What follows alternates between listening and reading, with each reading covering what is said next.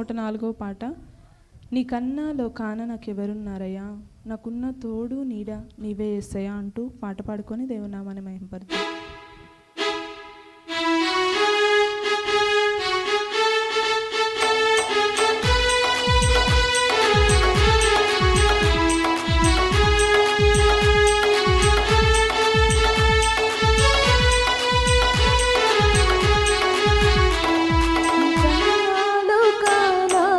ఎవరున్నారయ్యా, నాకున్న తోడు నీడ నీవే యేసయ్యా. నీకన్నా లోకాన నాకెవరున్నారయ్యా, నాకున్న తోడు నీడ నీవే యేసయ్యా.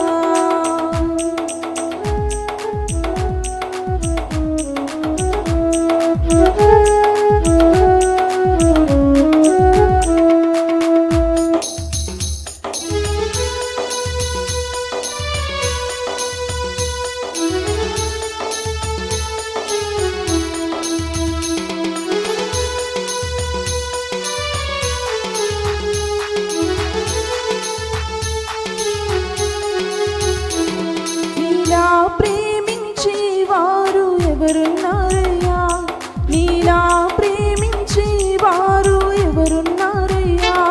ప్రాణం పెట్టిన దేవుడవు నీవే యేసయ్యా, ప్రాణం పెట్టిన దేవుడవు నీవే యేసయ్యా. నీకన్నా లోకాన నాకెవరున్నారయ్యా, నాకున్న తోడు నీడ నీవే యేసయ్యా. నీకన్నా లోకాన నాకెవరున్నారయ్యా, నాకున్న తోడు నీడ నీవే యేసయ్యా.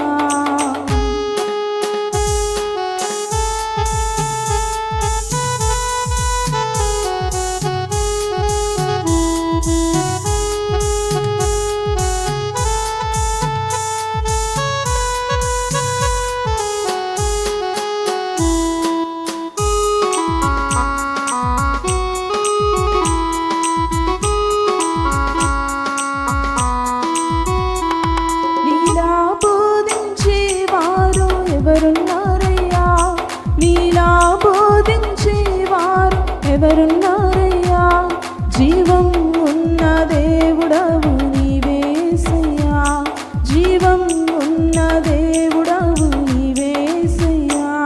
నీకన్నా లోకాన నాకెవరున్నారయ్యా, నాకున్న తోడు నీడ నీవే యేసయ్యా. నీకన్నా లోకాన ఎవరున్నారయ్యా, నాకున్న తోడు నీడ నీవే యేసయ్యా.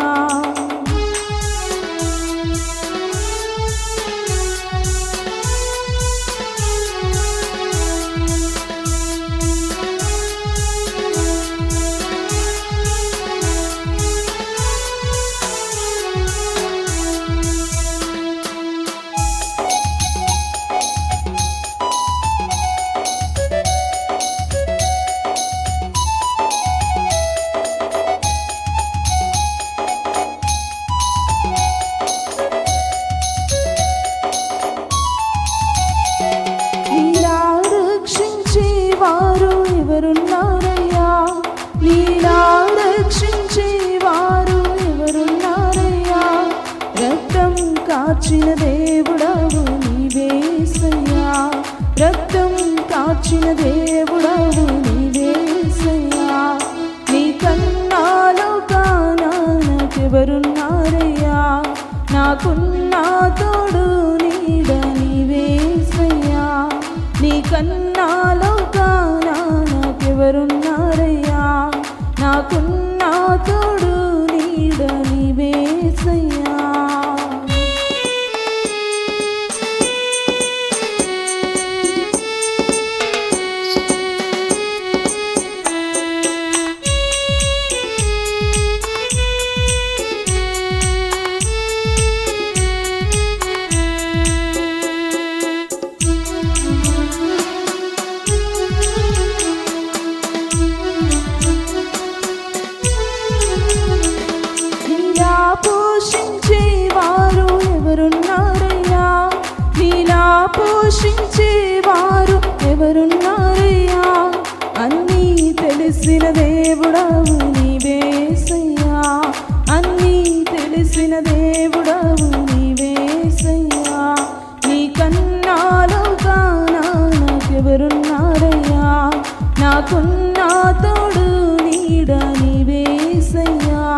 నీ కన్నాలో కానా నాకెవరున్నారయ్యా, నాకున్న తోడు నీడ నీవేసయ్యా.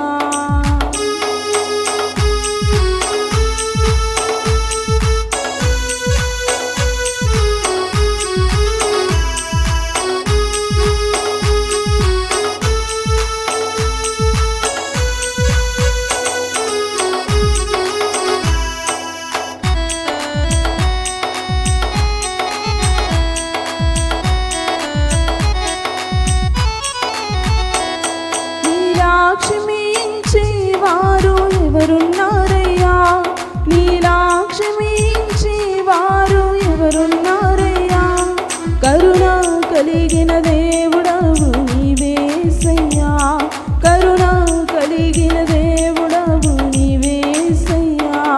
నీ కన్నాలో కానా నాకెవరున్నారయ్యా, నాకున్న తోడు నీడ నీవేసయ్యా. నీ కన్నాలో కానా నాకెవరున్నారయ్యా, నాకున్న తోడు నీడ నీవేసయ్యా.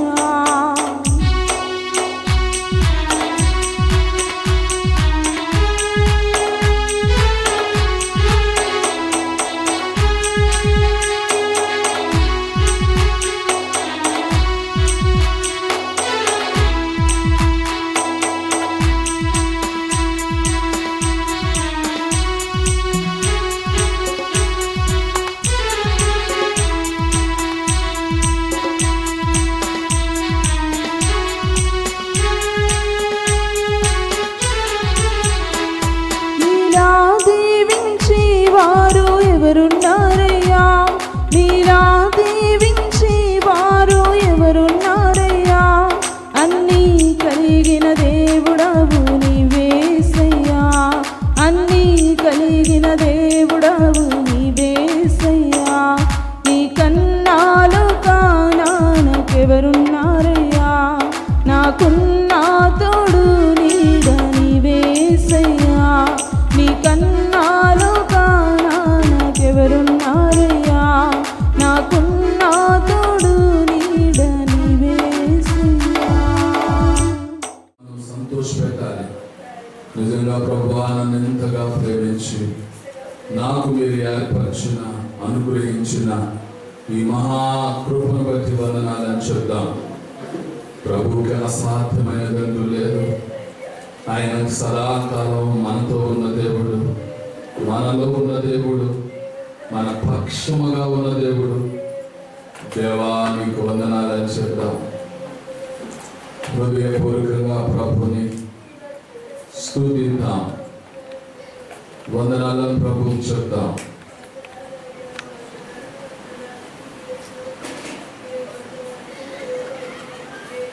అయ్యా, మీకు మేము ఇచ్చులను తెచ్చుకుంటాం. ఏ మంచి లేని మమ్మలను ఎంతగా ప్రేమించి మమ్మల్ని జ్ఞాపకం చేసుకుంటున్నారు. మీ మహాకృపకు స్తోత్రాలు, మీకు వందనాలయ్యా అని చెప్తాం.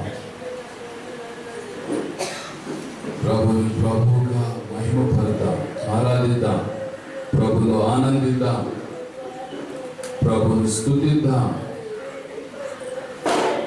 మీకే స్తోత్రాలు.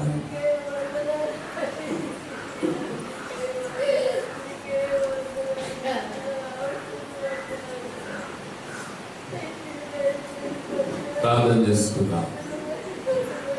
మహాగణుడు, పరిశుద్ధుడును, కృప కలిగిన మా ప్రభువా, మీ ఘనమైన నామమును బట్టి మీకు స్తుతులు వందనాలు చెల్లిస్తూ ఉన్నాం.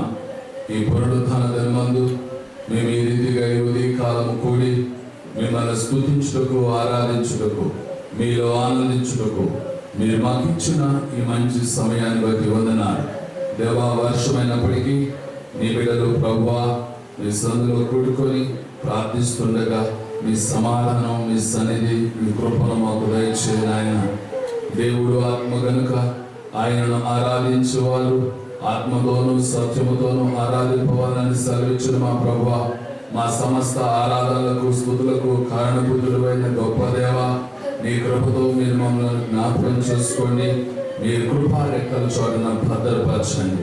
ఈ దిన ఆరాధనంతటిని మీ చేతులకు అప్పగిస్తూ ఇంతవరకు పాటల ద్వారా స్తుతింపబడిన ప్రభువా, మీ వాక్యం ద్వారా మీరు మాతో మాట్లాడండి, వీళ్ళను బలపరచండి. మీరే మీ నామానికి మహిమ తెచ్చుకోమని యేసు నామమున అడుగుచున్నాము తండ్రి, ఆమేన్. మొదటి సందర్శించి నిలబడండి.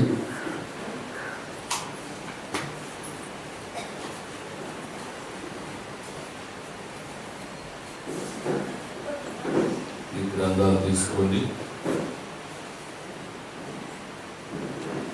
కీర్తన గ్రంథం 19వ అధ్యాయం.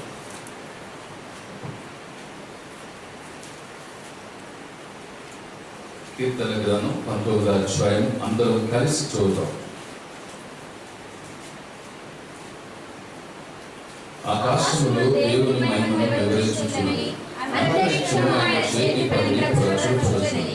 పగటికి పగలు బోధ చేయుచున్నది, రాత్రికి రాత్రి జ్ఞానం తెలుపుచున్నది.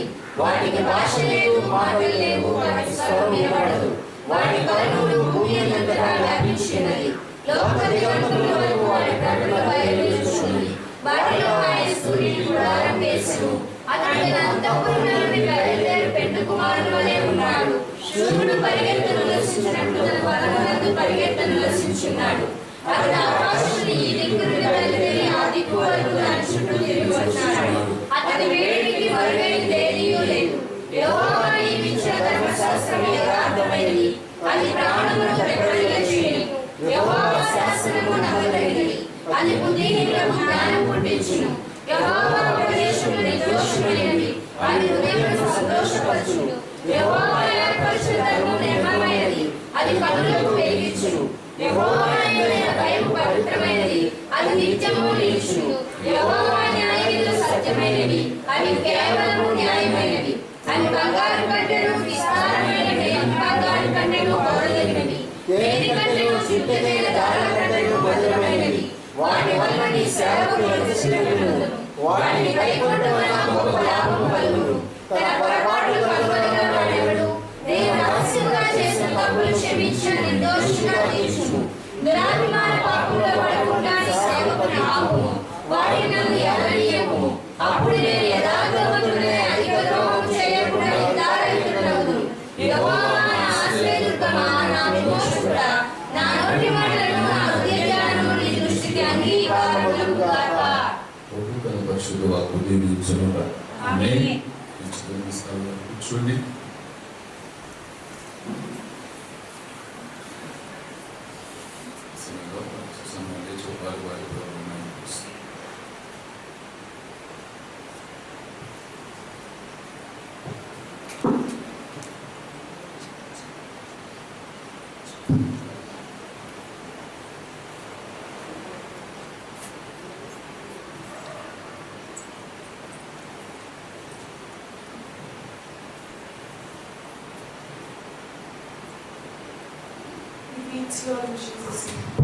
క్రీస్తులో మీ అందరికీ మరుగైపోతున్నాను.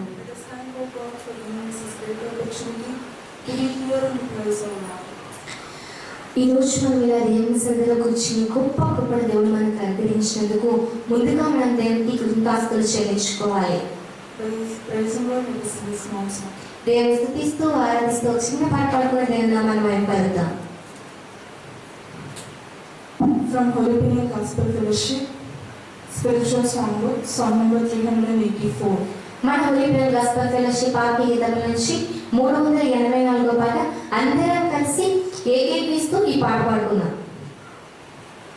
మధురమైనది నా యేసు ప్రేమ మరపురానిది, నా తండ్రి ప్రేమ మధురమైనది, నా యేసు ప్రేమ మరపురానిది, నా తండ్రి ప్రేమ మరువలేనిది, నా యేసుని ప్రేమ మరువలేనిది,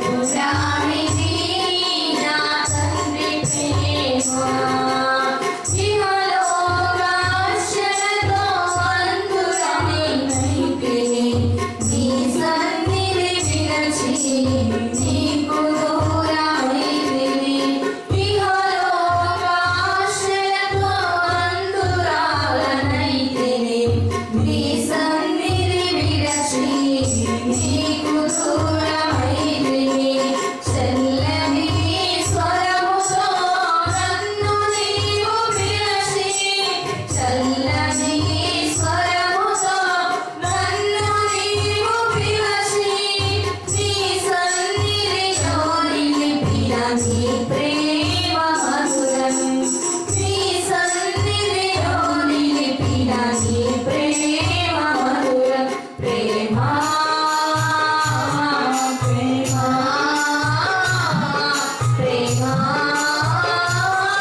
నా యేసు ప్రేమ ప్రేమ ప్రేమ ప్రేమ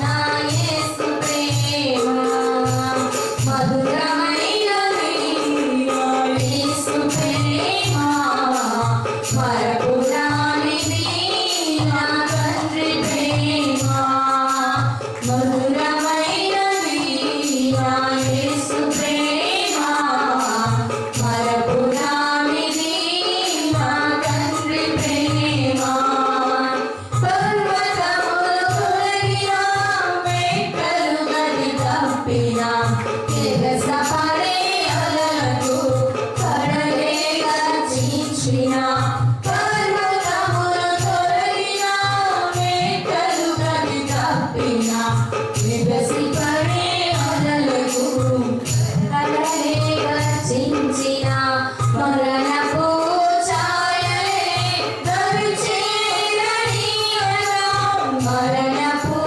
ఛాయలే దరిచేరనీయగా కౌగిట దాచిన నీ ప్రేమ మధురం కౌగిట దాచిన నీ ప్రేమ మధురం ప్రేమ ప్రేమ ప్రేమ నా యేసు ప్రేమ ప్రేమ ప్రేమ ప్రేమ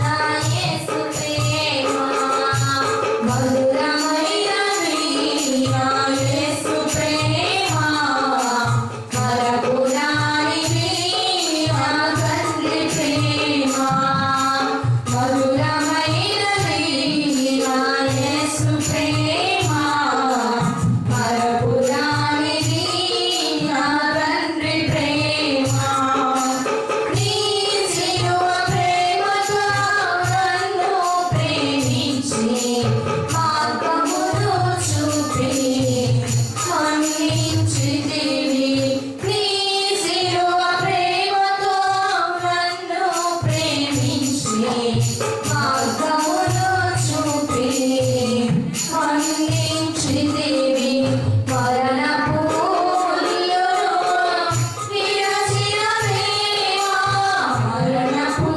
ముళ్ళును విరచిన ప్రేమ జీవమునసగిన నీ ప్రేమ మధురం జీవమునసగిన నీ ప్రేమ మధురం ప్రేమ ప్రేమ ప్రేమ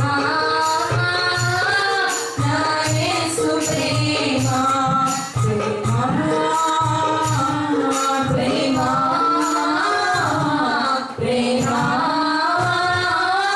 నా యేసు ప్రేమ మధురమైనది నా యేసు ప్రేమ మరపురానిది నా తండ్రి ప్రేమ మధురమైనది నా యేసు ప్రేమ మరపురానిది నా తండ్రి ప్రేమ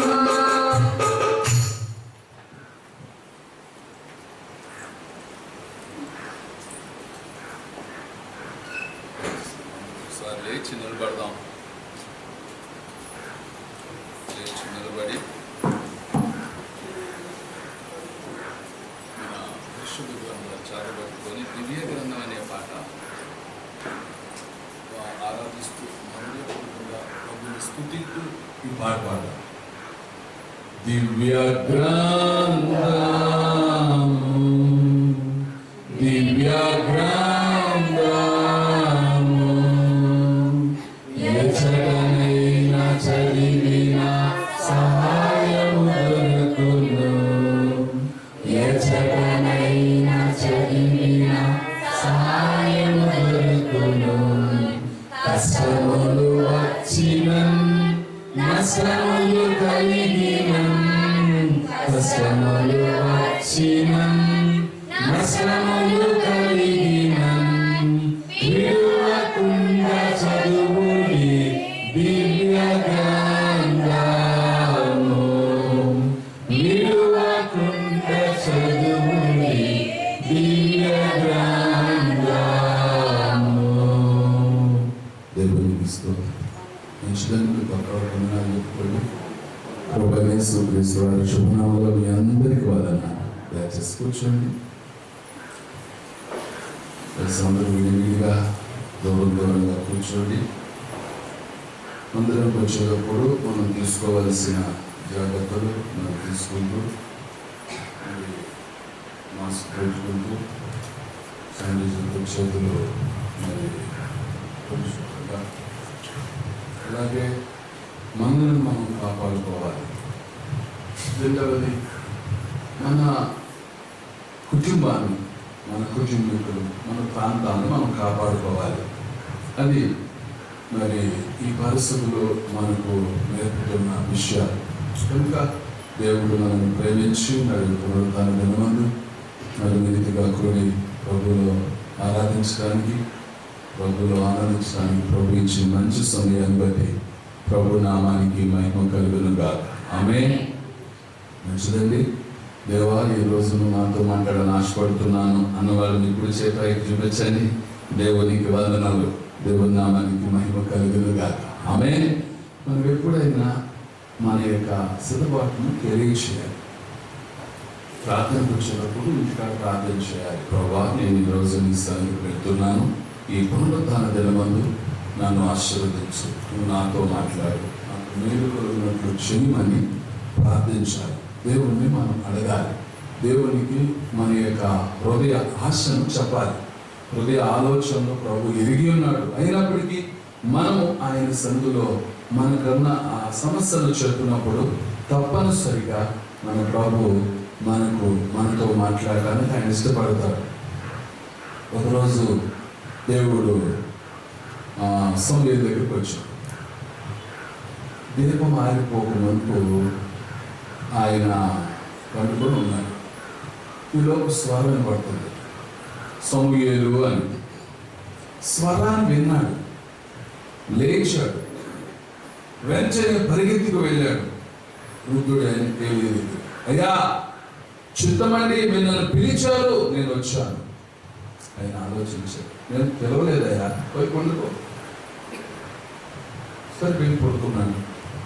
మళ్ళా అదే కేక, మళ్ళా లేచాడు, మరలా పరిగెత్తాడు, దైవజనుల ముందు నిలబడ్డాడు. చిత్తమండి మీరు నన్ను పిలిచారు, నేను వచ్చాను. ఆయన అంటున్నాడు, నేను పిలవలేదయ్యా, పోయి పండుకో. మళ్ళా వచ్చాడు, మరలా పడుకున్నాడు. మరలా స్వరం పడుతుంది, సమూయేలు. మరలా వెంటనే లేచాడు, మరలా పరిగెత్తాడు, దైవజనుల ముందు నిలబడ్డాడు. చిత్తమండి మీరు నన్ను పిలిచారు, నేను వచ్చాను. ఎప్పుడైతే మూడోసారి కూడా విసుగు చెందకుండా, పట్టు విడవకుండా, నిర్లక్ష్యంగా ఉండకుండా దైవజనుల దగ్గరకు వెళ్ళి మీరు నన్ను పిలిచారు, చిత్తమండి మీరు నన్ను పిలిచారు, నేను వచ్చాను. ఆ మాటలు విన్న దైవజనుడికి ఒక ఆలోచన వచ్చింది. ఏమిటంటే ఈయన నిజంగా ఈయన దేవుడు పిలుస్తున్నాడు, ఈయన దేవుడు పిలుస్తున్నాడు అన్న ఆ ఆలోచన దైవజనుడికి వచ్చింది. ఇప్పుడు చెప్పాడు, నాయన ఈసారి వెళ్ళిపో, కానీ ఎవరైనా నిన్ను పిలిస్తే ఒకవేళ చెప్పు, చిత్తమండి నీ దాసుడు ఆలకించున్నాడు, ఆజ్ఞ ఇవ్వండి అని చెప్పు. అప్పుడు నీతో ఆయన మాట్లాడతాడని. సరే వెళ్ళాడు, ఎప్పట్లాగానే మరలా పడుకున్నాడు. ఇప్పుడు మరలా స్వరం వినపడుతుంది, సమూయేలు. ఇప్పుడు అంటున్నాడు, చిత్తమండి నీ దాసుడు ఆలకించున్నాడు, ఆజ్ఞ ఇవ్వండి. ఆ ఉన్న స్థలంలో దేవుని యొక్క సిద్ధపాటును తెలియజేసి, చిత్తమండి నీ దాసుడు ఆలకిస్తున్నాడు, నేను ఆలకిస్తున్నా, మీరేం చెప్పాలనుకుంటున్నారో నాకు చెప్పండి. ఈ మాటలో ఆయన అలాగే పడుకోలే, ప్రభు ఏం మాట్లాడుతున్న మాటలని ఆయన అన్నాడు అనుకోండి, ప్రభు మాట్లాడేవాడు కాదు. అక్కడ నేర్పే అద్భుతమైన సత్యం అవుతుంది. నేను ఆ మాటలు చదువుతున్నాడు ఏంటంటే 3 సార్లు లేచాడు, పరిగెత్తాడు, దైవజనం ముందు శ్రద్ధగా నిలబడ్డాడు. చిత్తమండి మీరు నన్ను పిలిచారు, నేను వచ్చా అని తన యొక్క సిద్ధపాటును దైవజనుల ముందు విధేయత చూపాడు. దైవజనునికి చెప్పుకున్నాడు, దైవజనునికి ఉన్న ఆ ప్రేమను వ్యక్తపరిచాడు. పరిగెత్తడం ఎంత అద్భుతమైన విషయం అండి. ఒకసారి నేను పిలవలేదంటే ఏదో నాకు గాలి కనపడి ఉంటుంది, ఆయన పిలవలేదు అంటున్నాడు, నేను వెళ్తే ఆయన పిలవలేదు అంటున్నాడు, మరి నేను ఎందుకు వెళ్ళటం అని నిర్లక్ష్యంగా లేడు. అంటే ఆ కేకలో, ప్రభు పిలుపులో, ప్రభు రావటంలో, ప్రభు మాట్లాడటంలో సమూయేలుకు దేవుడు ఒక అద్భుతమైన పాఠాన్ని నేర్పదలిచాడు. చెప్పాలనుకుందేదో మొదటి సమయంలో చెప్పేస్తే ఈ సమస్య ఉండేది కాదు. కానీ సమూయేలులో ఉన్న ఆ దీనత్వాన్ని, సమూయేలులో ఉన్న శ్రద్ధను, సమూయేలులో ఉన్న దైవజనుల పట్ల సిద్ధపాటును, భయభక్తులను, విధేయతను, క్రమశిక్షణను దైవజనులుగా కనుపరుచుకున్నాడు సమూయేలు. అందుకనే 3 సార్లు వెళ్ళి దైవజనుల ముందు నిలవబడి ఆ విధంగా చెప్పుకోవటంలో, ఆ విధంగా పిలిచారండి, నన్ను పిలిచారు మీరు, నేను పిలవలేదయ్యా పోయి పడుకో, మొదటిసారి, రెండవసారి, మూడవసారి. కానీ వెళ్తున్నాడు వస్తున్నాడు, వెళ్తున్నాడు వస్తున్నాడు. ఈయన వెళుతున్నాడు కానీ ఆ కేక అతను నిద్రపోను ఉంటున్నా. ఈయన వెళుతున్నాడు, ఆ పిలుపు ఆయనకి కలవరాన్ని పుట్టిస్తుంది. ఆ మాటకు సమూయేలు లేవటం, త్వరపడి పరిగెత్తడం, దైవజనుల ముందు నిలబడటం, విధేయతతో మీరు నన్ను పిలిచారండి, చిత్తమండి నేను వచ్చానండి. ఎంత విధేయత చూడండి. దేవుడు అట్టాగే పిలుతాడు, ఆయన పని లేదు, ముసలోడు పెద్దాగా. ఇంట్లో పెద్దవాళ్ళు ఏం చేస్తారు, 1-2 సార్లు పిలుస్తారు, వెళ్తారు, అమ్మా నాకు మంచి నీళ్ళు మనం, లేదా నాకు ఏదైనా కొంచెం నొప్పుగా ఉందో ట్యాబ్లెట్ మనం ఏవో చెప్తారు. మరలా పిలుస్తారు, ఏంటి మంచినీళ్ళు అమ్మా, మర్చిపోయారు పెట్టిన బాటిల్, మళ్ళా పిలుస్తారు. ఇక ఈ ముసలానికి వెళ్తే ఇంతే కావాలి, ఇందాక ఎలా భయపడుకో, అక్కడే ఉన్న సమాధానం చెప్తారు, భయపడుకో. లేదనుకోండి పిలిచారు, ఏంటండి ఏంటి పిలుతున్నావేంటి, నిర్లక్ష్యంగా మాట్లాడతారు.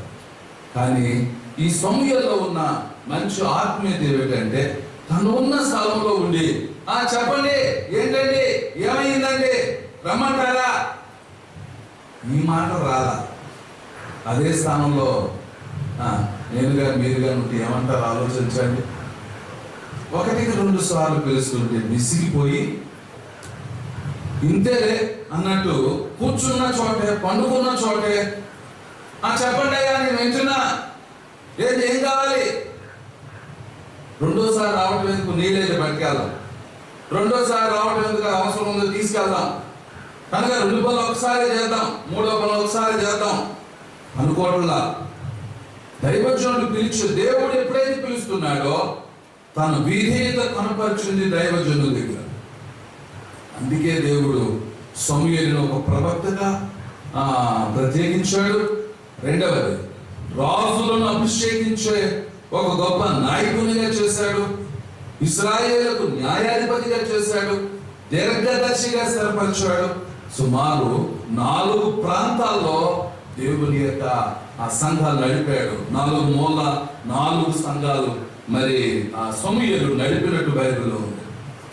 అలా గొప్ప పరిస్థితిని ఆయన జీవితంలో పొందాడు అంటే, ఆయన జీవితంలో ఆ స్థాయికి వెళ్ళాడు అంటే కారణం తనలో ఉన్న విధేయత, వినయము, ఆయనలో ఉన్న ఆ పరిస్థితి సమూయేలుని గొప్ప దైవజనునిగా హెచ్చించబడ్డాడు. నిజమే. లేదా చాలా సార్లు ఆ సమయంలో వాడుకున్నాడు దేవుడు, సమయంతో మాట్లాడాడు. గట్టిగా మాట్లాడా? లేదే. కారణం లేకుండా దేవుడు రాలా, కారణం లేకుండా దేవుడు మాట్లాడాలా. ఆయనకు నేర్పాలనుకుంది నేర్పాడు. ఆయనకి ఏ విధంగా నేర్పాలో ఆ విధంగా నేర్పాడు. ఏ విధంగా సరిచేయాలో ఆ విధంగా సరిచేశాడు.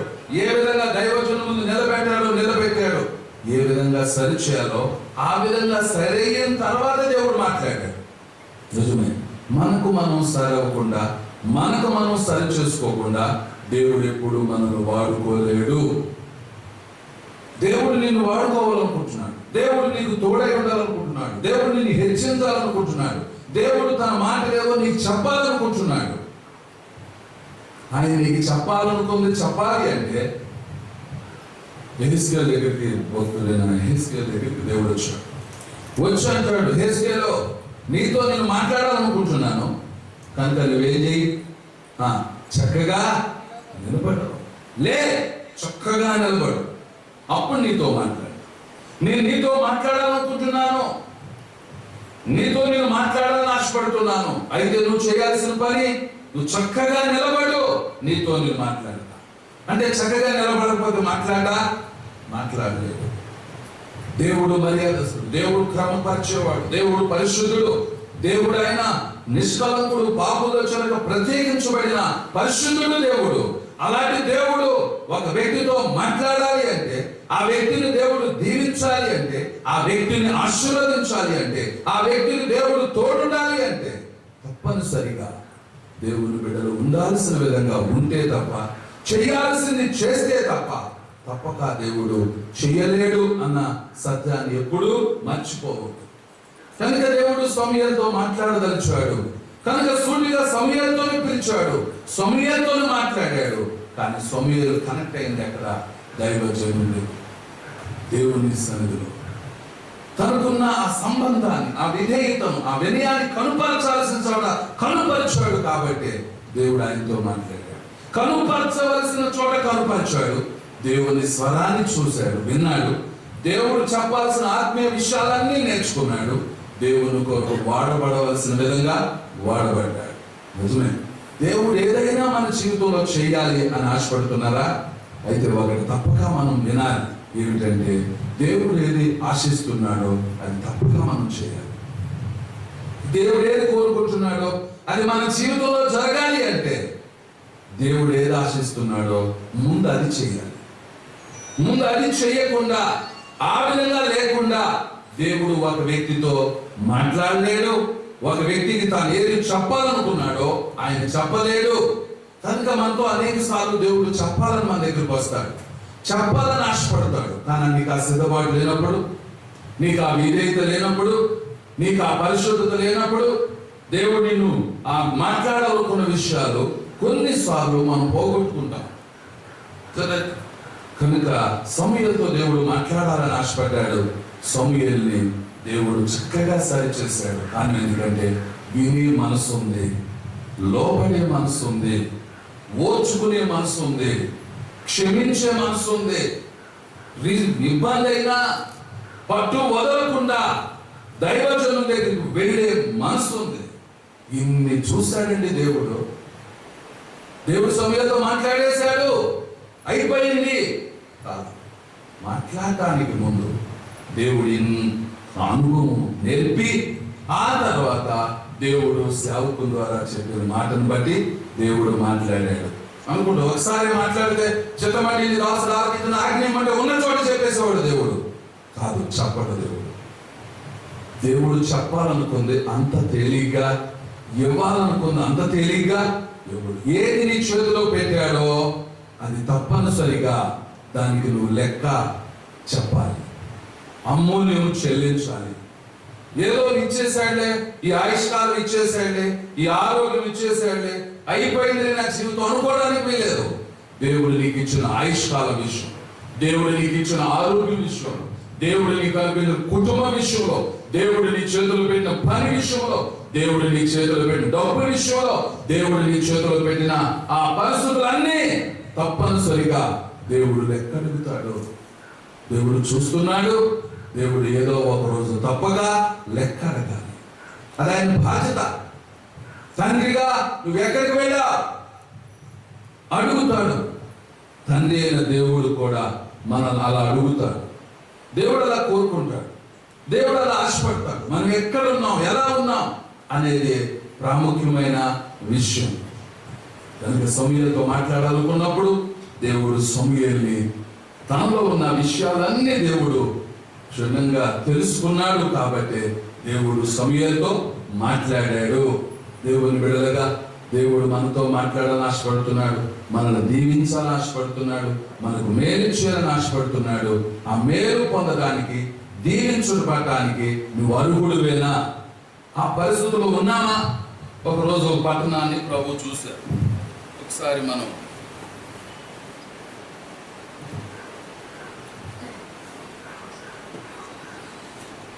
మీ పరిశుద్ధ గ్రంథాలు తీసుకోండి. లోకాసు వార్త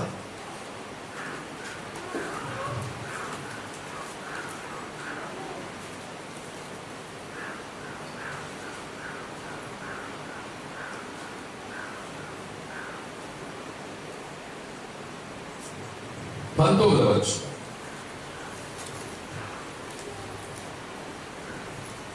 నలభై 41వ వచనం.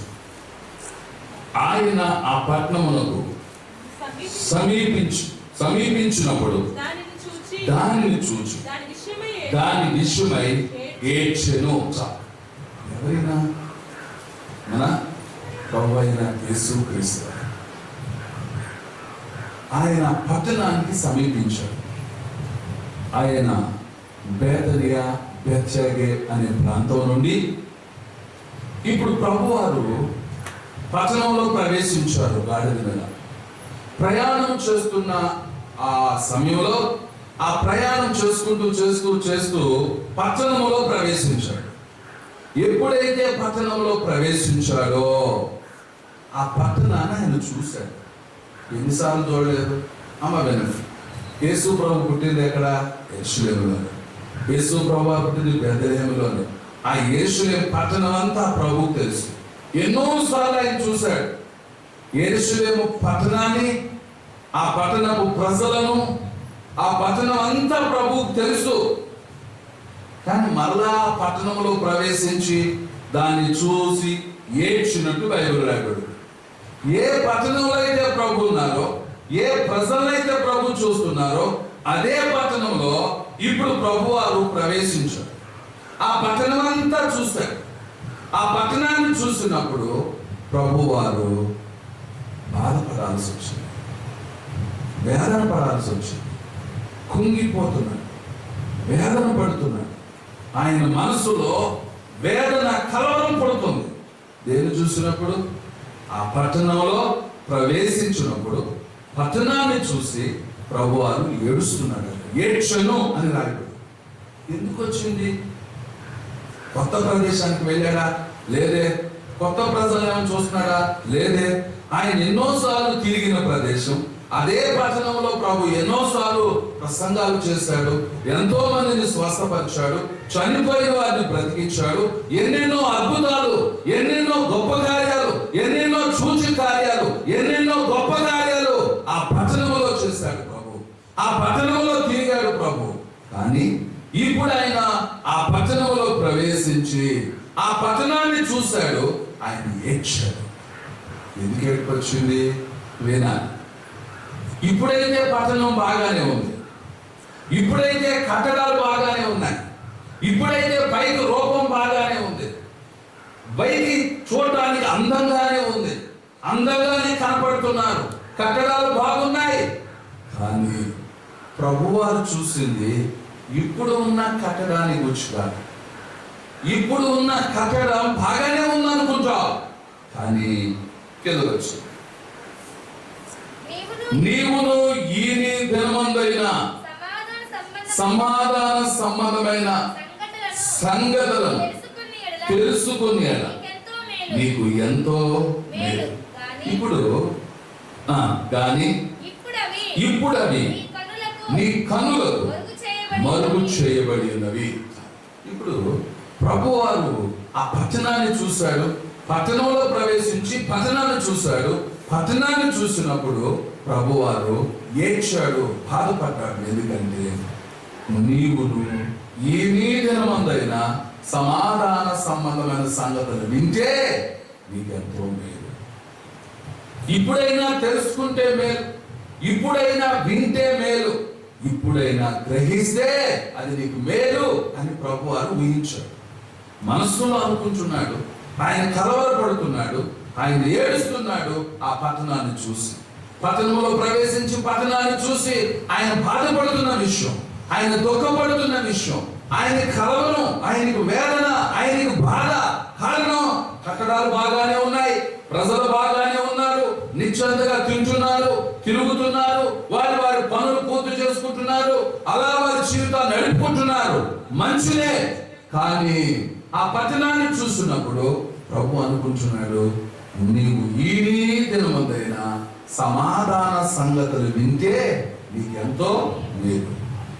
నువ్వు ఈ రోజైనా వింటే ఎంత బాగుంటుంది, నువ్వు ఈ రోజైనా తెలుసుకుంటే ఎంత బాగుంటుంది, నువ్వు ఈ రోజైనా గ్రహిస్తే ఎంత బాగుంటుంది అని పట్టణాన్ని గురించి ఆయన కలవరపడ్డాడు. ఎందుకంటే లోబడే మనసు ఆ పట్టణానికి లేదు, ప్రజలకు లేదు. పైకైతే అందంగానే కనపడుతున్నారు, పైకైతే బాగానే ఉన్నారు, కానీ వారిలో కనపడుతుంది ఏమిటంటే ప్రభు ఆశించిన సమాధానకరమైన సంగతులు మీరే మనసు లేదు. వాళ్ళకి ఎప్పుడు ఏమింటారు? భౌతిక సంబంధమైన వాటినే వింటూ ఉంటారు, భౌతిక సంబంధమైన వాటి గురించి ఆలోచిస్తారు, పట్టణాన్ని కట్టుకోవడం వీటి గురించి ఆలోచిస్తున్నారు. కానీ శ్రేష్టమైనది ఒకటి ఏంటంటే సమాధాన సంబంధమైన సంగతులను వినాలి, సమాధాన సంగతులు తెలుసుకోవాలి. నువ్వు తెలుసుకుంటే మేలు, తెలుసుకుంటే మేలు. ఇంకొక వచనం ఉంది,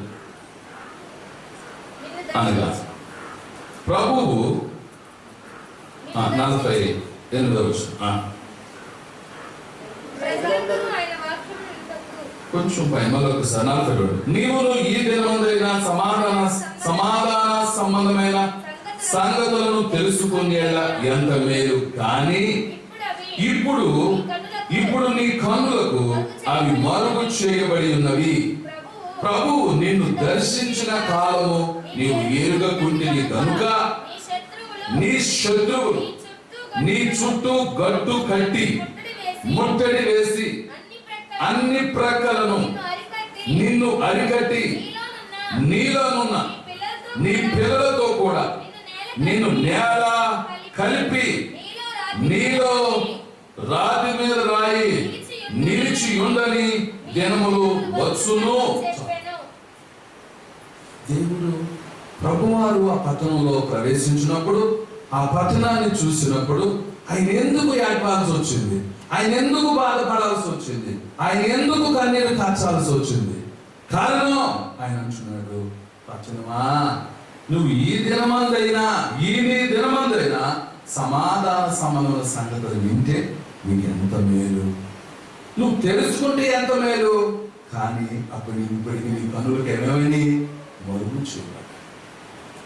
సమాధాన సంగతులు నీకు మరుగైపోయాయి, వింటున్నారు కానీ అవి మనసులో లేవు, చూస్తున్నారు అది గ్రహించట్లా, హృదయం ఉంది తలంచుకోట్ల దాచు వింటలేదు. అయితే ఆ పట్టణాన్ని గురించి ప్రభు దుఃఖపడటానికి, కలవరపడటానికి, వేదన పడటానికి గల కారణాలు చెప్తున్నాడు. నువ్వు ఈ నీ దినమందైనా సమాధాన సంబంధమైన సంగతులు వింటే నీకు మేలు. ఇప్పుడైనా వింటే బాగుండు, ఇప్పుడైనా తెలుసుకుంటే బాగుండు, ఇప్పుడైనా గ్రహిస్తే బాగుండు. అయ్యో నేను సమయాన్ని ఎంత నిర్లక్ష్య పెట్టాను, దేవుడిచ్చిన కృపని నేను ఎంత నిర్లక్ష్య పెట్టాను.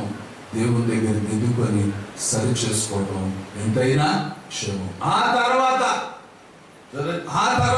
అంటే కింద రాసుకొచ్చాడు. ఇక ఆ తర్వాత ఉండేదంటే భయంకరమైన పరిస్థితులు రాబోతున్నాయి. ఆ పట్టణానికి రాబోయే శాపము, ఆ పట్టణానికి రాబోయే ఉగ్రత, ఆ పట్టణంలో ఉన్న ప్రజలకు రాబోయే శిక్షలు అవి మామూలుగా లేవు. అవి మామూలుగా కనిపించట్లేదు. ఎవరి దృష్టిలో? దేవుని దృష్టిలో. అంటే దేవుడు ఇప్పుడు కీడు చేసేవాడని కానీ బాధలు పెట్టేవాడని కానే కాదు. దేవుడికి భవిష్యత్ విషయాలు తెలుసు కనుక దేవుడు వాటి విషయంలో కలవరపడుతున్నాడు. ఓ పట్టణమా, నువ్వు ఈ రోజైనా గ్రహిస్తే ఎంత బాగుంది. సమాధాన సంబంధమైన సంగతులు వింటే నీకు ఎంత మేలు. ఇప్పటికైనా నేర్చుకో, ఇప్పటికైనా భయపడు, ఇప్పటికైనా తెలుసుకో, ఇప్పటికైనా మార్చుకో, ఇప్పటికైనా దిద్దుకో. క్షేమం ఎందుకు అనాల్సి వచ్చింది? మత్తయి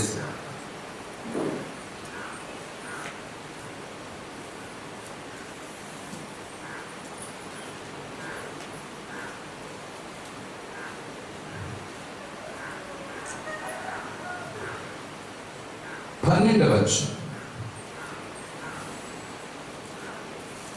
20వ వచనం.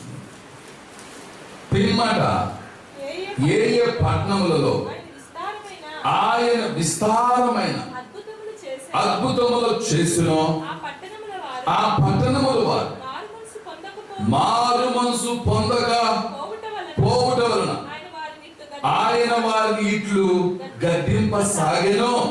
అయ్యో కొరేజనా, అయ్యో బెత్సెదా, నీ మధ్యన చేయబడిన అద్భుతములను తూరు సీదోను పట్టణములో చేయబడిన ఎడల ఆ పట్టణముల వారు పూర్వమే గోనెపట్ట కట్టుకొని బూడిద వేసుకొని మారు మనసు పొంది ఇందురు.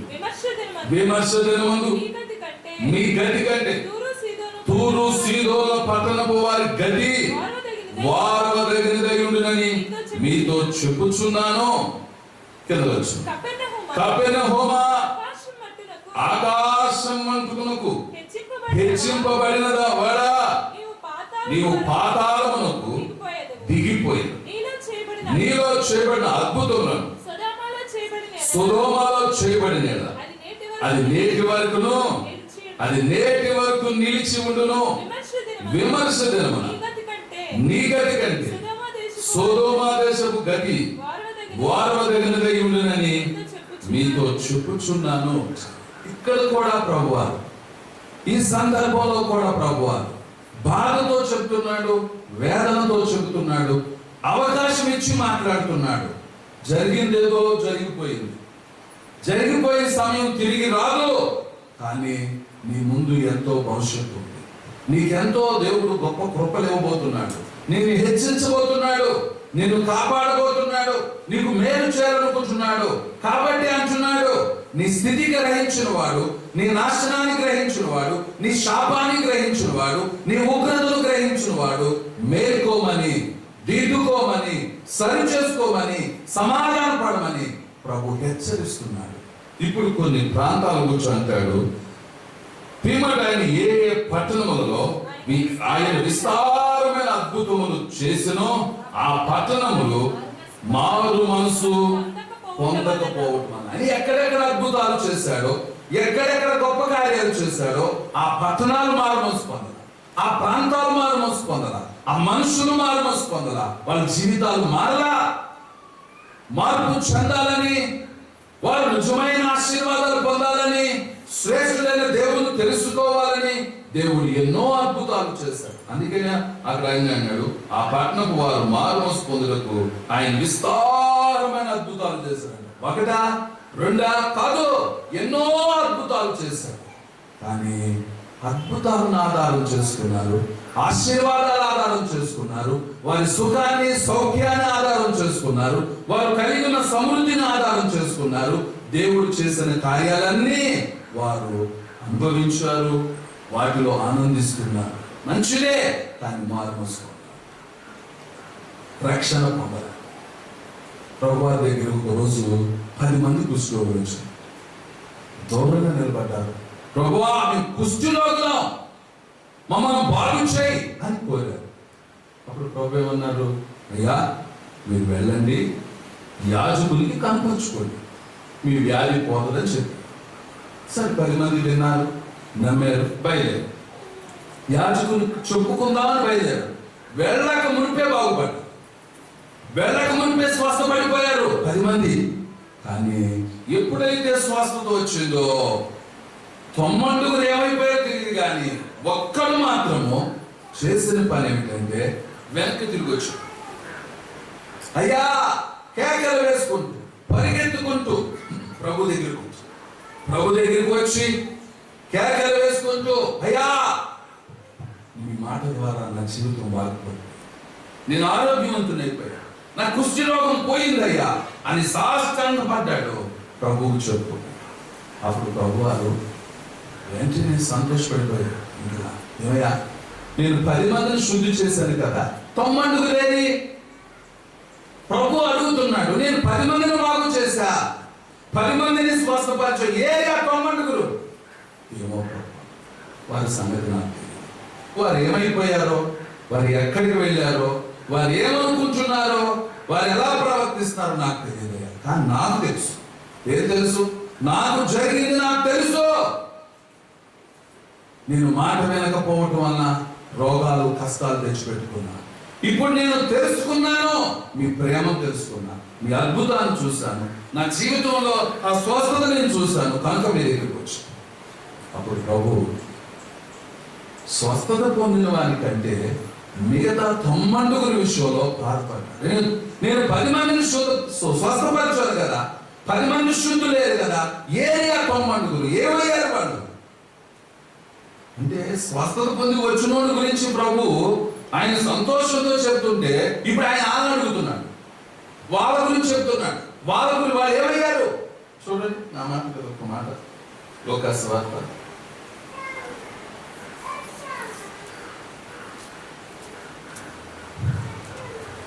17 వచ్చాయి. లోకాసు వార్త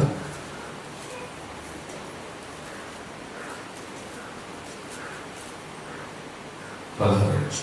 గొప్ప శబ్దముతో దేవుని మహిమపరచు తిరిగి వచ్చి ఆయనకు కృతజ్ఞతాస్తుతులు చెల్లించుచు ఆయన పాదముల యొద్ద సాగిలపడి వాడు సమరయుడు.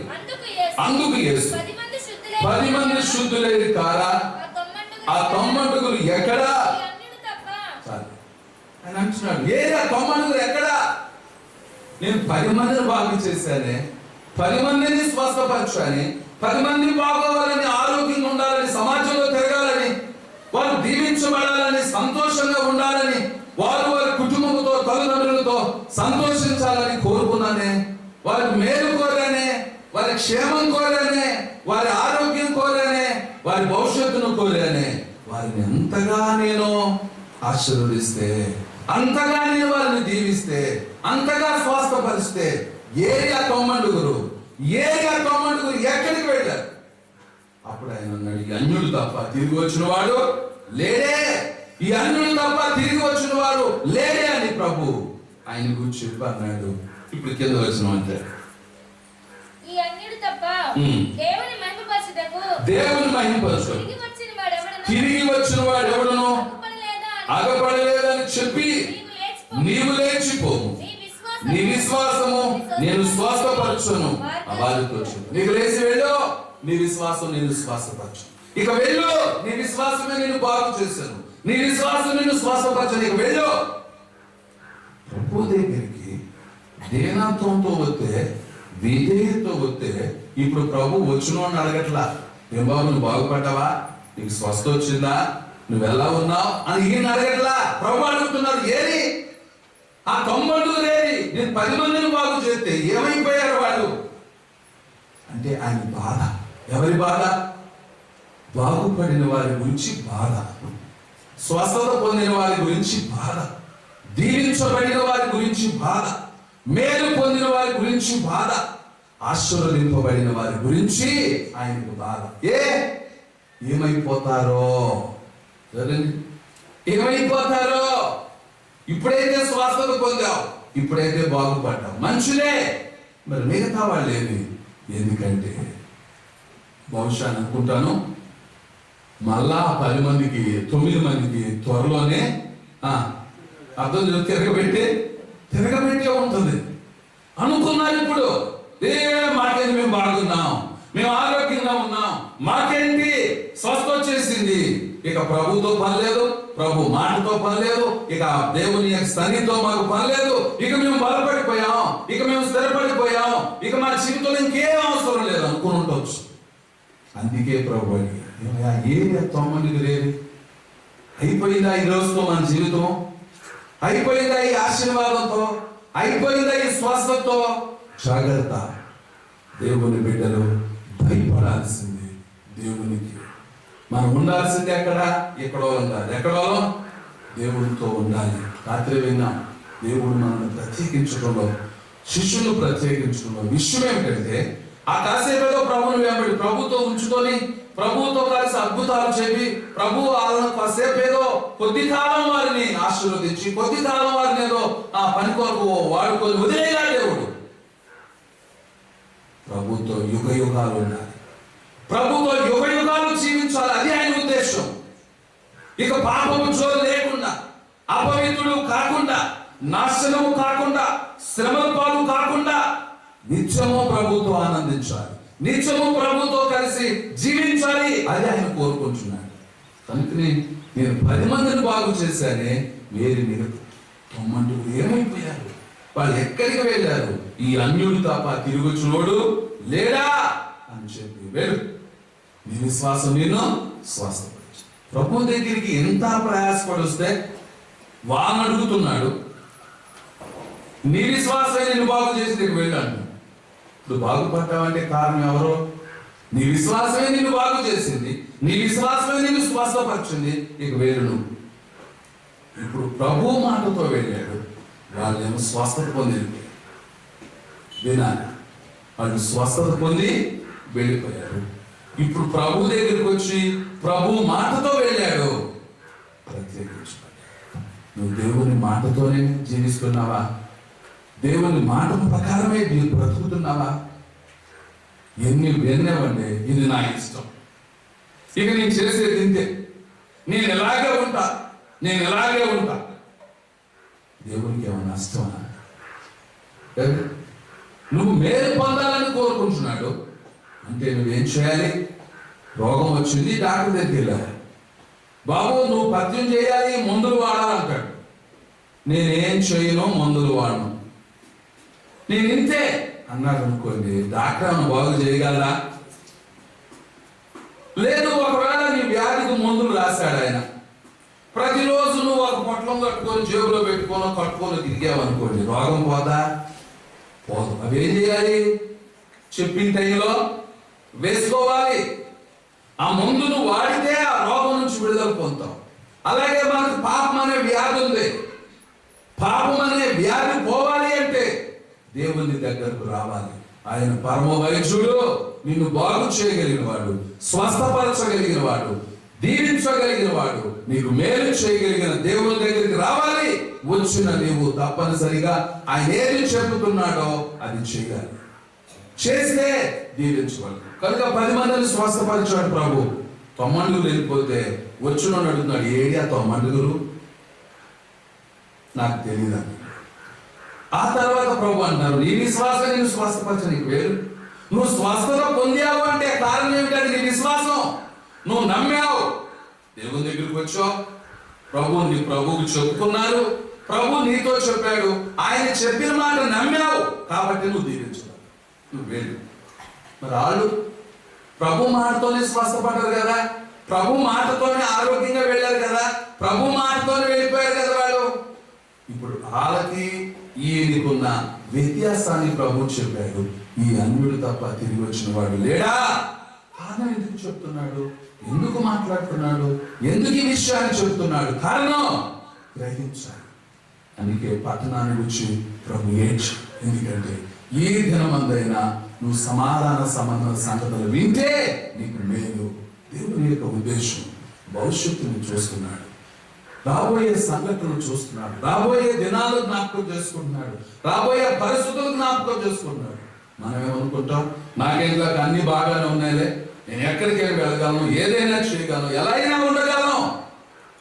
అందుకే యాకోబు రాసిన పత్రికలో ఒక మాట అంటాడు, నేడైనను రేపైనను కానొక పట్టణానికి వెళ్ళి అక్కడ ఒక సంవత్సరం ఉండి వ్యాపారం చేయాలనుకుంటున్న వాళ్ళారా, రేపేమి సంభవించును మీకు ఏం తెలుసు?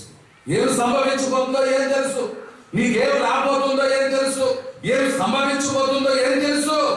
ఇప్పుడైతే బాగానే ఉన్నావు, ఇప్పుడైతే బాగానే తిరుగుతున్నావు, ఇప్పుడైతే బాగానే మాట్లాడుతున్నావు, ఇప్పుడైతే నీ భవిష్యత్తు బాగానే కనపడుతుంది, అన్ని మంచిగానే ఉన్నట్టు అనిపిస్తుంది.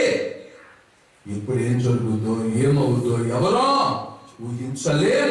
కాబట్టి యేసయ్య పట్టణాన్ని గురించి బాధపడ్డాడు. ఏ పట్టణాల్లో విస్తారమైన అద్భుతాలు చేశాడో, విస్తారమైన ఆశీర్వాదాలు ఇచ్చాడో, విస్తారమైన స్వస్థతలు జరిగాయో ఆ పట్టణాల వారు మార్మోస్ పొందలా, ఆ పట్టణాల వారికి మార్మోస్ అక్కల్లా, రక్షణ పొందలా, ప్రభుని కలిసి జీవించరా. ప్రభు చూసి దుఃఖపడుతున్నా, ప్రభు చూసి ఏడుస్తున్నా. ఈరోజు నేను చూసిన ప్రభు దుఃఖపడుతున్నాడు. కారణం ఎందుకంటే మనం అనుకోవచ్చు, నేను బాగానే ఉన్నా, నా గురించి ఎందుకు ఏడుస్తున్నాడు? నేను బాగానే ఉన్నా, ప్రార్థన బాగానే చేస్తున్నా, విశ్వాసం బాగానే ఉంది, ఆత్మఫలాలు బాగానే ఉన్నాయి. ఉంటే ఏది నీ క్రియలు, ఉంటే ఏది నీ త్యాగము, ఉంటే ఏది నీ సమర్పణ, ఉంటే ఏది నీ నిరీక్షణ, ఉంటే ఏది నీ సిద్ధపాటు? ఈరోజు ప్రభు మనం ప్రశ్నిస్తున్నాడు. ఏ రోజైనా మారుమోసు, ఈ రోజైనా సమాధాన సంగతులు తెలుసుకుంటే, ఈ రోజైనా నీ హృదయాన్ని ప్రభువుకి ఇస్తే ప్రభు సంతోషిస్తాడు. నువ్వు బాగుపడతావు, నీ కుటుంబం దీవించబడతాయి, నీ బిడ్డలు దీవించబడతారు, నీకున్న సమస్యలన్నీ సాల్వ్ అయిపోతాయి. ప్రార్థన చేసుకుందాం. ఈరోజు ప్రభు పాదాలు పంచుకుందాం, ప్రభువుకు మనం సమర్పించుకుందాం. ప్రభు ఆ పట్టణాల్లో ప్రవేశించాడు, ఆ పట్టణాన్ని చూశాడు, ఏడుస్తున్నాడు. కారణం పట్టణం ప్రభు తెలుసు, కట్టడాలు బాగున్నాయి, ప్రజలు బాగున్నారు, వాళ్ళు మంచిగా పట్టణాలుగా సుఖ సౌఖ్య సంతోషాలతో ఆనందిస్తున్నారు.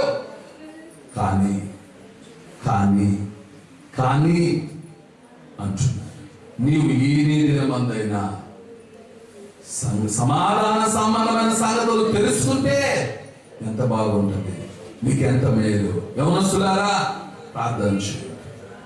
ఈ రోజైనా మార్చుకుంటావా? ఈ రోజైనా దిద్దుకుంటావా? ఇప్పటి వరకు బాగున్నావు, నువ్వు ఎలా ప్రవర్తించినా, నీవేది అన్నదే జరిగింది, నువ్వు చెప్పిందే చేశావు, నువ్వు చేయాలనుకుందే చేశావు, నువ్వు జీవించాలనుకుందే జీవించావు, అయిపోయింది. కానీ ఈ రోజు నుండి ప్రభువా, నా ఇష్టం కాదు, నీ ఇష్టం. ప్రభువా, ఇక నేను కాదు, పౌలు అంటున్నాడు, ఇక జీవించువాడును నేను కాను, నా కొరకు మృతి పొంది తిరిగి లేచిన క్రీస్తు కొరకే. చెప్పగలవా?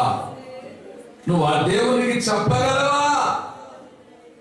ఉన్నాను ప్రభా, ఇంతవరకు జీవించింది చాలయ్యా, ఇక జీవిస్తే నీకోసం, నా కుటుంబం, నా జీవితం నీకే అర్పిస్తానయ్యా. ప్రభు చెప్తావా?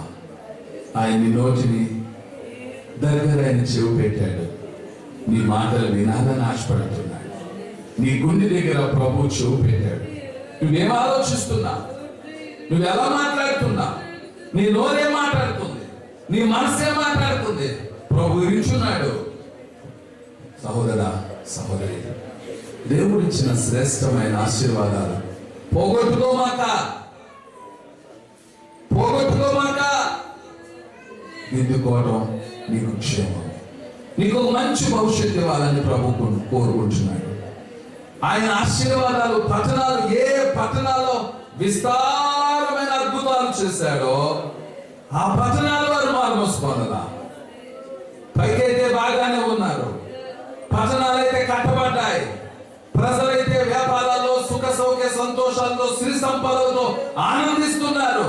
కానీ రాబోయే శిక్ష వాళ్ళకి తెలియదు, రాబోయే తీర్పులు వాళ్ళకి తెలియదు, రాబోయే నాశనం వాళ్ళకి తెలియదు. ప్రభు ఎరిగాడు కనుక, తెలుసుకున్నాడు కనుక ప్రభు మాట్లాడుతున్నాడు. ఈరోజు ప్రార్థన చేద్దాం. నిజమే ప్రభు, ఈరోజు వరకు నన్ను ఎంతో కాపాడావు ప్రభు, ఎన్నో ప్రాణాపాయాల నుంచి కాపాడావు, నాకేదీ లేదు అనుకున్నప్పుడు నాకు సమృద్ధిగా ఇచ్చావయ్యా. అవమానాల్లో, నిందలలో, హింసలలో నాకు తోడుగా నిలిచావయ్యా. ఇప్పుడు అవమాన పాలైపోయిన నా కుటుంబం, నా జీవితాన్ని మీరు ఘనపరచాలనుకుంటున్నారు, చిగురింప చేయాలనుకుంటున్నారు, హెచ్చించాలనుకుంటున్నారు. అందుకు వందనాలని చెప్పండి. దేవుడు నీ పట్ల ఒక మంచి భవిష్యత్తు కలిగి ఉన్నాడు. దేవుడు నీకు ఒక మంచి భవిష్యత్తు ఇవ్వాలనుకుంటున్నాడు. నీలో ఉన్న చీకటి పోవాలనుకుంటున్నాడు. నీలో ఉన్న దుఃఖం తీసేయాలనుకుంటున్నాడు. నీ జీవితాన్ని మార్చాలనుకుంటున్నాడు. మార్చే దేవునికి అప్పగించుకో. దేవా, నన్ను నేను మీకు అర్పించుకుంటున్నానయ్యా. నా బిడ్డల జీవితాలు బాగుండాలయ్యా, వాళ్ళు సుఖంగా ఉండాలయ్యా, వాళ్ళ జీవితాలు బాగుండాలయ్యా. సహాయించు. ఇప్పటికే చాలా బాగున్నారు, కానీ దేవుడిచ్చే, దేవుడు చూసేలాగా బాగుండాలి. పట్టణాలైతే బాగున్నాయి, ప్రజలైతే బాగున్నారు, కానీ వారి భవిష్యత్తు సరిలేదు. వారి జీవితాలు సరిలేవు, పాడు చేసుకుంటున్నారు. వారి ఆరోగ్యాన్ని పాడు చేసుకుంటున్నారు. వారి ధనాన్ని, సమయాన్ని పాడు చేసుకుంటున్నారు. వారికి ఇవ్వబడిన ఘనతను పాడు చేసుకుంటున్నారు. ప్రియ సహోదరా, దేవుడు నీకు ప్రేమించిన ఈ ఆయుష్ కాలంలో దేవుడు నీకు మంచి ఘనత ఇచ్చాడు. దాన్ని ఎందుకు పాడు చేసుకుంటావు? దేవుడు నీకు మంచి ఆరోగ్యం ఇచ్చాడు. ఎందుకు నీ ఆరోగ్యాన్ని పాడు చేసుకుంటావు? ఈ రోజు ప్రభు నిన్ను అడుగుతున్నాడు. ఆయన నిన్ను చూస్తున్నాడు. ఆయన నీ మేలు కోరాడు. ఆయన నీ మంచిని కోరాడు. ఆయన నీ క్షేమం కోరాడు. దేవా, నీకు వందనాలయ్యా అని చెప్పండి. తల్లి కంటే, తండ్రి కంటే ఉత్తముడు నా దేవుడు. నీ మంచి కోరే వాళ్ళు, మంచి చేసే వాళ్ళు, ఈ లోకంలో ఉన్న వారందరికంటే శ్రేష్ఠుడు మన దేవుడు. ఆ దేవుని నేను సంపాదించుకున్నావా? ఆ దేవుని కృపైతే పొందావు. ఆ దేవుని కృపలైతే పొందావు. మారు మనసు అయితే పొందలా, మనసు అయితే మార్చుకోవాలా. నీ కఠినత్వాన్ని విడిచిపెట్టలా, నీ పాప జీవితాన్ని అయితే విడిచిపెట్టలా, నీ మొండితనాన్ని అయితే విడిచిపెట్టలా, నీ మూర్ఖత్వాన్ని విడిచిపెట్టలా. ఎంతకాలం లోబడకుండా, మాట వినకుండా, భయపడకుండా, భక్తి లేకుండా నటిస్తావు, జీవిస్తావు. అలా జీవిస్తే ఏదో ఒక రోజు కష్టమే కదా. ఈరోజు ఆ కష్టాలు తెచ్చిపెట్టుకోవద్దు, ఆ శ్రమను తెచ్చిపెట్టుకోవద్దు. దేవుడు మనకు ఒక మంచి భవిష్యత్తు ఇవ్వాలని ఆయన దుఃఖపడుతున్నాడు, ఆయన ఏడుస్తున్నాడు. ఆయన మనకు సంతోషం ఇచ్చాడు, మనకు ఆనందం ఇచ్చాడు. ఆయన మన నిందలు ఆయన భరించాడు. నీవు పొందవలసిన శిక్ష ఆయన అవమానపరిచాడు, బహిరంగంగా అవమానపరిచారే. ఆయన ముఖం మీద ఉమ్ము వేశారే, ఆయన రోడ్డు మీద గీడ్చారే, కోడాత కొట్టారే. ఇదంతా భరించింది ఎవరి కోసం? నీ కోసం కాదా? నువ్వు చేసిన పాపం కోసం కాదా? నువ్వు పొందబోయే శిక్ష ఆయన పొందాడు. నీ కొరకు ఆయన మరణించాడు. ఆయనకి వెలమిస్తావు? ఆయనకి ఏం చెల్లిస్తావు? ఆయనకి ఏం బహుమానం ఇస్తావు? ప్రార్థించు. ఆయనకి నువ్వేమి ఇవ్వలేవు, మనం ఇచ్చి ఆ రుణం తీర్చుకోలేము. హృదయపూర్వకంగా ప్రభువుకి నేను సమర్పించు, ప్రభువుకు నేను సమర్పించు. ప్రార్థన చేసుకున్నా. నువ్వు సమర్పించుకున్నట్టయితే ఈరోజు ప్రభు నాతో మాట్లాడాడు. ప్రభువా, నన్ను క్షమించు నాయన. మిమ్మల్ని దుఃఖపెట్టే వ్యక్తిగా ఉన్నాను. నా భవిష్యత్తు ఎలా ఉందో నాకు తెలియదు, రాబోయే దినాలలో ఉన్నవో నాకు తెలియదు. కానీ ఎరిగిన వారు, నా క్షేమం కోరిన వారు, నా మేలు కోరారు మీరు నాయన. ఈ రోజు నుండి దిద్దుకుంటా, సరి చేసుకుంటున్నాను, నన్ను మీకు అప్పగించుకుంటున్నాను అన్నవాళ్ళు మీ కుడిచే సిద్ధపాటును ప్రభువు చూపించి ప్రార్థనతో ఏకీభవించండి. మహాగణులను, పరిశుద్ధులను, ప్రేమ కలిగిన మా ప్రియ పరలోకపు తండ్రి, మీ ప్రశస్తమైన నామమును బట్టి నీకు వందనాలు. భూలోకంలో మంచి కోరిన వారు ఎవరైనా ఉన్నారు అంటే వారందరిలో శ్రేష్ఠులు మీరే. కనుక ఆ పట్టణంలో ప్రవేశించి ఆ పట్టణాన్ని చూసి ఏడిచారు మీరు. పట్టణం బాగుంది, కట్టడాలు బాగున్నాయి, ప్రజలు అందంగా ఉన్నారు, అందరూ సంతోషంగా ఉన్నారు. కానీ వారి స్థితి వారు ఎదుగరు, వారి జీవితం వాళ్ళకి తెలియట్లా. వాళ్ళు ఎక్కడున్నారో, వాళ్ళు ఏం చేస్తున్నారో, వాళ్ళు కట్టుకున్న కట్టడాలు, వాళ్ళు నిర్మించుకున్న ఆ మేడలన్నీ ఒక రోజు భయంకరమైన పరిస్థితులు రాబోతున్నాయని గ్రహించి మీరు చెప్పారు. ఈ రోజైనా ఈ నిదినమందైనా సమాధాన సంబంధమైన సంగతులు వింటే మేలు అని మీరు ఆశించారు. అలాగే కావాలని మేము మీ మాట విని మీ